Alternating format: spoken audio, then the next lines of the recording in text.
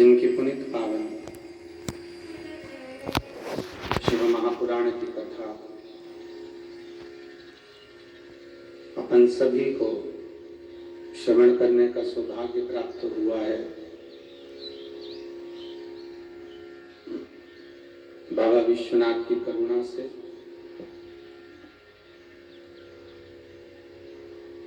कुबेरेश्वर महादेव की ये पावन धरा, जिस भूमि पर गौ माता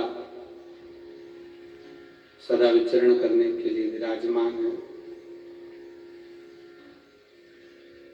कथा मंडप में विराजमान सभी श्री शिव महापुराण की कथा जो जीवन का एक लक्ष्य तत्व को निश्चित कर देती है।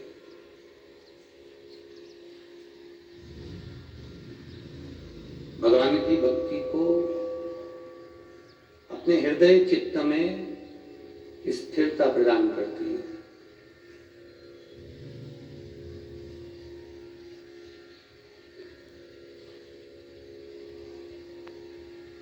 भक्ति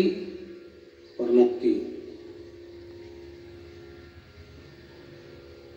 ये दो एक साधन, दो एक आनंद,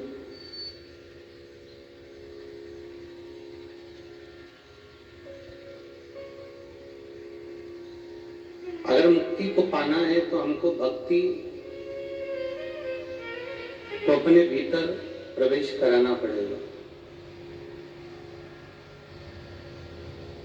जब तक भक्ति हमारे भीतर प्रवेश नहीं करेगी तो मुक्ति हमको प्राप्त होने वाली नहीं है।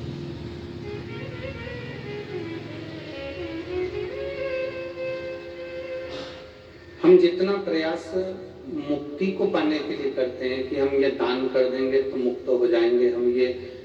कर्म कर देंगे तो हमें मुक्ति मिल जाएगी, हम ये कर देते हैं तो हमको मुक्ति मिल जाएगी, उतना ही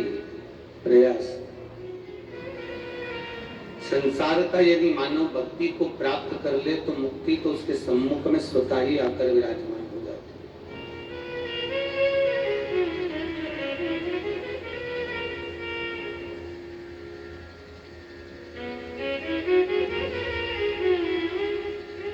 एक मुक्ति पा लेना और एक मुक्त हो जाना,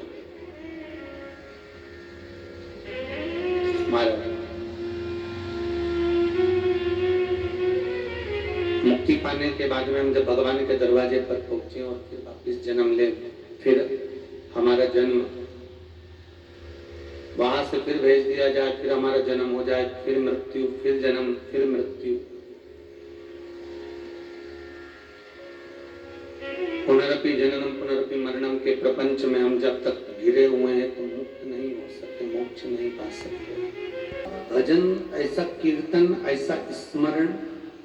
भगवान की ऐसी भक्ति हमारे विषय, हमारे विचारों में, हमारी बुद्धि में, हमारे चित्त में, हमारे मन में आ जावे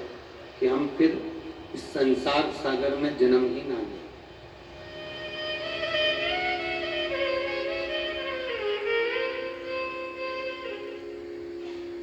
फिर कोई जन्म का केंद्र बिंदु रहे ही ना।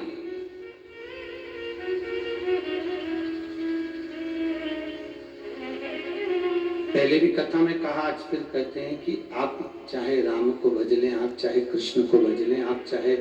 शिव को भज लें, आप चाहे जगदम्बा को भज लें, आप चाहे दत्त को भज लें, आपकी मर्जी, जो जिससे आप का प्रेम जुड़ा हुआ हो, जिस देव अधिदेव से, बस उसका जो स्मरण आप करें तो वो ऐसा स्मरण होना चाहिए जिसमें भक्ति एक प्रबल हो जाए और वो भक्ति की प्रबलता में भगवान का एक बार साक्षीकरण